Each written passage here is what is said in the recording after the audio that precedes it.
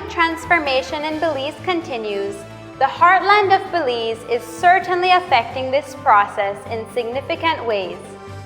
Our carefully planned capital city, Belmopan, stands as the home of a thriving Catholic community which started its journey just about the same time of the inauguration of the capital city.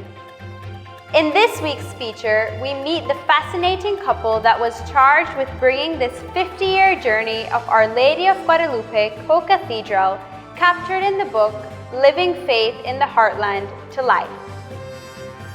Hello, with this week's feature story, I am Tessa Habet. Our feature story is brought to you by Atlantic Bank Limited.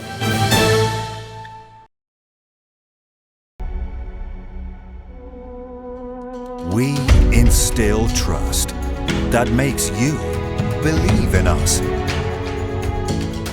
We are the diversity that unites us more and more. We are a family in constant growth. We are a country that always dreams big. We strive for excellence in all our products and services that enhance our customers' lives. We are Belize. We are Atlantic Bank. And today, we celebrate 50 years supporting your dreams. Atlantic Bank. Together, we are what we dream of.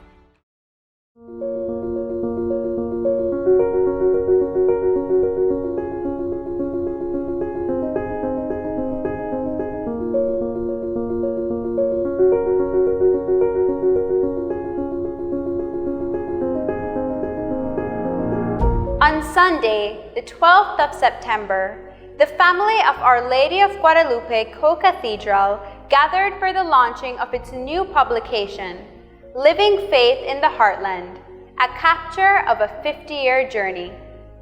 This came from the parish council, the Olag Parish Council.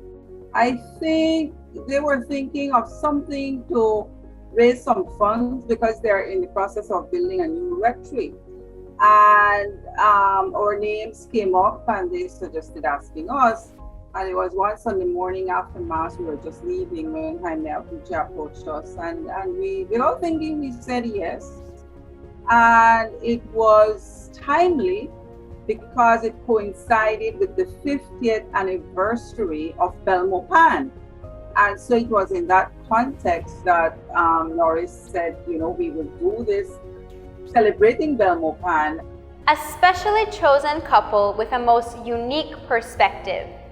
From when we met, Norris knew that I was a devoted Catholic, you know, and we met when I was 16 and got married at 19. So he always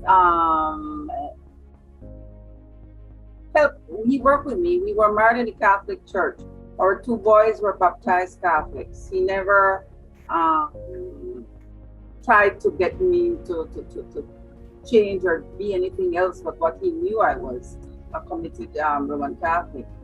And so it was mutual respect from the very beginning because when I met him, he comes from a very, very Methodist family, but he was not a practicing Methodist. At the time that we were married, he was a Baha'i.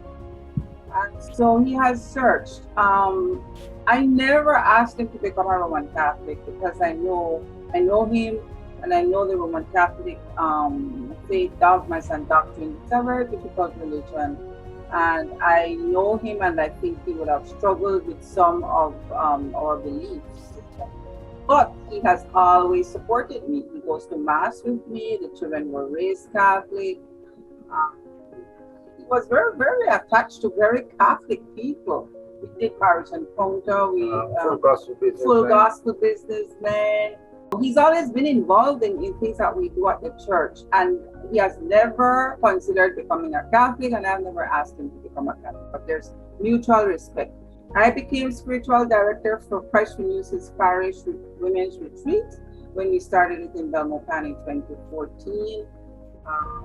My sisters call him a chirper because he's so supportive. So that's a blessing for me. And so we don't have any disagreements, and we've always maintained a close relationship with the church.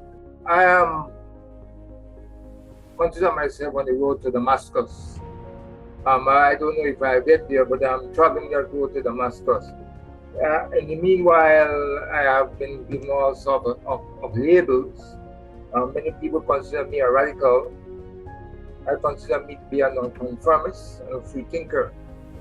And because I am a free thinker, I think that gave me a unique perch, as though I was looking from above, looking at the inner workings of a clock.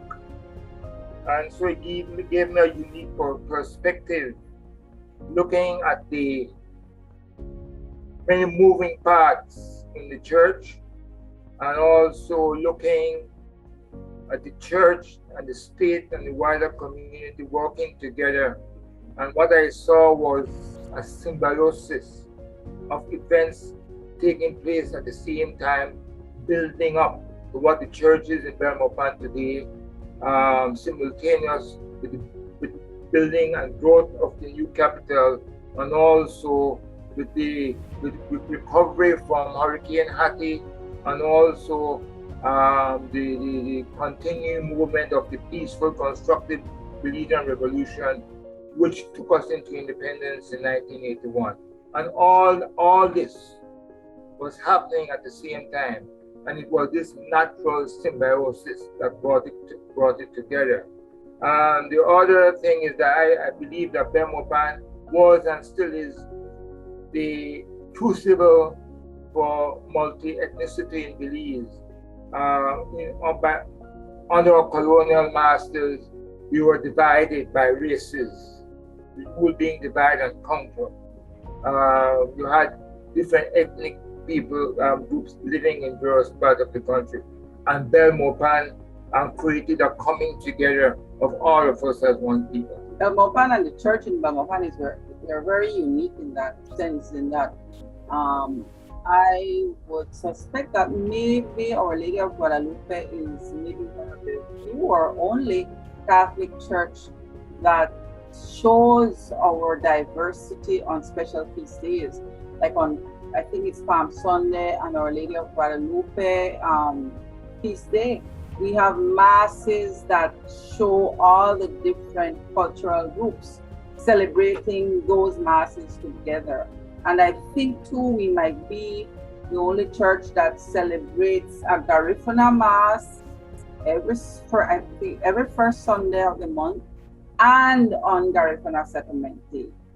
So we embrace each other, we embrace our diversity.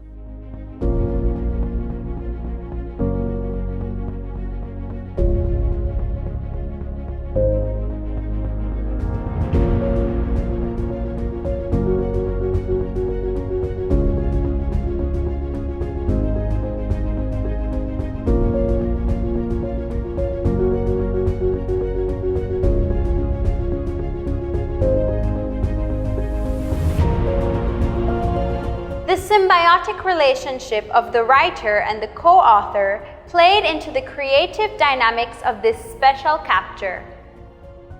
I'd like to share what the famous Greek New Age musician Yanni, I don't know if you have heard of Yanni, but Yanni said at the beginning of one of his concerts that every single idea, every single event in life begins with a single thought.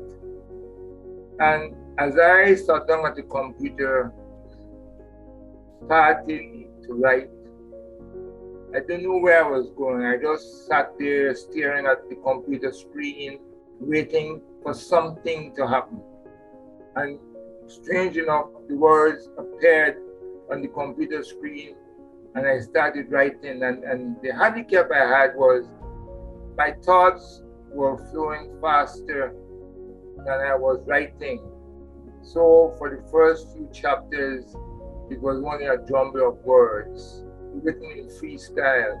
And this is where the excellent editor in my teammate came in, and she did the editing of the first rough draft.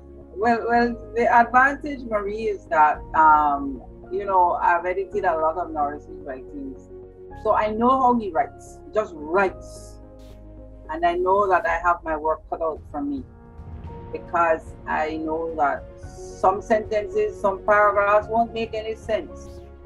I have to get into his head. What did you mean? What did you want to say here?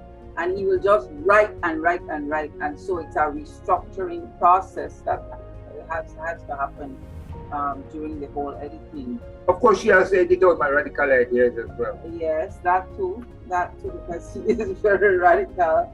But it was interesting with the interviews, talking to the parishioners who have been here so many years, recording what they said. And that was interesting in its own way, in that when we approached a few people that we knew, I don't know anything, I don't know. Actually, that could have meant the collapse of the book, because again, it required certain interviewing techniques to get information. Most of our interviewees, we made an appointment to see them, and actually when we visited them, they were really prepared for the Inquisition. Okay, and they were stiff. They didn't think they had enough information to share with us. So we had to break the ice, talk about the pets, talk about the children, talk about the garden, just get them to relax before we started interviewing them. But we used another technique. What we started to do was to invite them home. Invite them here for breakfast, after mass, or invite them for lunch, or dinner, or a wine. And that way we got our information, because they were more relaxed. They thought, they were just coming to visit. And so we got our most of our interviews done that way. 3 pillars form the foundation of this beautiful journey and contributed to this creative piece. It was after I read the manuscript a number of times that it dawned on me that the book was actually had 3 pillars on which it was based. One, the book would not have been possible without Vatican II, which, as you know, was an encyclical coming out of a meeting of Roman Catholic bishops. I think it was in 1960. And it told the church that instead of being insular, they must go out and reach out to the world and to other congregations and other churches, and also to the secular world. That was the first pillar. The second pillar was an outgrowth from Vatican II, and that was the ecumenical movement, which came about shortly after Vatican II. I think that was probably around 64 or 65.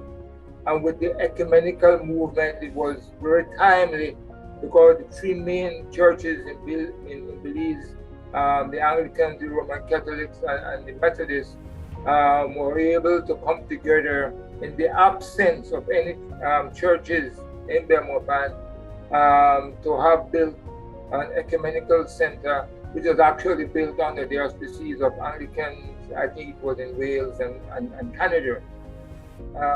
The ecumenical center was designed by Mr. Frank Spooner, and for a number of years, the ecumenical center was a place of worship for all 3 mainstream churches.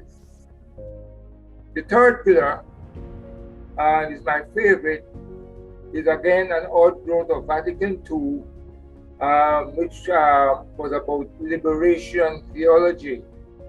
And this instructed the church to become more active in the defense of the poor and the oppressed. And this work became very popular in Latin America in the 70s.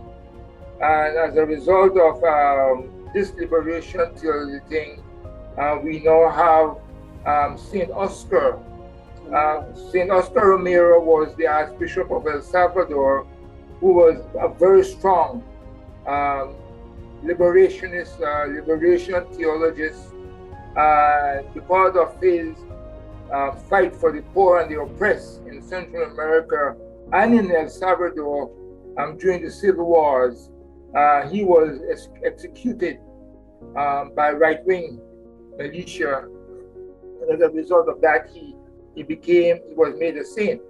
But I am very much an admirer, although not being a Roman Catholic, I'm very much an admirer of Saint Romero because he fits in my own personal credo, which is about the dignity of man, and my philosophy for defending the rights of the less fortunate. Quite frankly, I think liberation theology at this time is very relevant to what we are experiencing in our country right now, because obviously what is happening, we are having what I describe as a poverty epidemic, where there's rising poverty in this country, and I think the church has a social responsibility to become more involved in working for and defending the rights of the poor. The living work of the church as outlined in this book has covered very diverse areas. Actually, in hindsight, I really believe that the Roman Catholic Church deserves a national award for all the work it had done, and it's probably still doing in welcoming Central American refugees and in getting them settled in Belize and assimilated into our culture, and in education as well. I think we take many things for granted, but I really believe that as a humanitarian organization, the church is not only concerned about the hereafter, but it is also very much concerned about the here, and it has been done a great deal of work with refugees, and it certainly deserves to be recognized nationally for all the work it has done. We benefited from him like an outsider looking in to see what the church was doing, and he could see that the church, the Catholic Church, worked a lot in rural communities. Our church in Belmopan, we have it's about 14 missions around Belmopan, working for the poor, Valley of Peace, all the little villages. And so as we got involved in the story, writing this story, it showed us that the Roman Catholic Church was at least interested in doing something, educating the children of the refugees who came to settle in Belmopan, striving to build a good primary school, striving to build a high school. And what came out in our interviews, interestingly, is that the majority of children who access these educational institutions, these Catholic educational institutions, are not Roman Catholic, the majority of them, because of the quality of education being offered by the Roman Catholic Church. It's a gift for the upcoming generation with the hope to inspire, a then experience that saw the Holy Spirit birthed while solidifying relationships and stories for generations to come. In terms of a gift, I like to think of a Buddhist saying which says, birds don't fly, they glide with the wind. Fish don't swim, they flow with the currents. In writing this book, for a religious person, it could claim that they were moved by the Spirit to move the words together. For me, I'm certainly believe it was probably some external force that moved my fingers on the keyboard. But in Buddhist terms, it was a Zen experience, a deep Zen experience, and that was a gift for me. I think it brought him closer to appreciating. Yeah. Appreciating the Roman Catholic Church in the context of what they do for mankind. And how they see their responsibility to work for the poor and the marginalized. I think he came closer to appreciating the work of the Roman Catholic The Church. humanness of the church. Yes, and to know that this is a church that really cares, that really cares, and they show that they care in the work that they do. For me, it made me realize that I saw people in my church community and I didn't really, and that was a gift. I came away with a deeper appreciation and deep respect for my church community, those who have been here from the very beginning, and appreciating and lauding their faith and their commitment. When I moved to Belmopan, I was a young girl of 23, so I wasn't involved in all that was taking place at the time. And these were older women who, and men too, who became involved, and I just realized, oh my gosh, you know, I took these people for granted, never realizing the extent of their commitment, their faith, their trust, their hope, their love. It's God that we worship. So I think that was my gift. Thank you to the Halls for their commitment in completing this book. Special thanks to the publisher and all those who participated to make Living Faith in the Heartland a reality.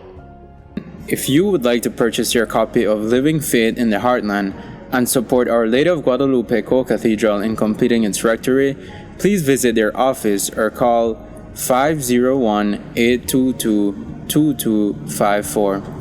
Thank you in advance for your kind support. Congratulations, brothers and sisters, on this wonderfully cataloged journey from mission to cathedral. And that's our feature. Thanks for watching. For this and more feature stories, you can follow us on Facebook, subscribe to our YouTube channel, or view on Guadalupe Media Channel 96 on CCV or Channel 64 on CBC. You can also tune in on the radio in your car, home, or office at 101.9 FM, and please be sure to download the Guadalupe Media radio app from Google Play or the App Store. Our Blessed Mother, lead us to Jesus.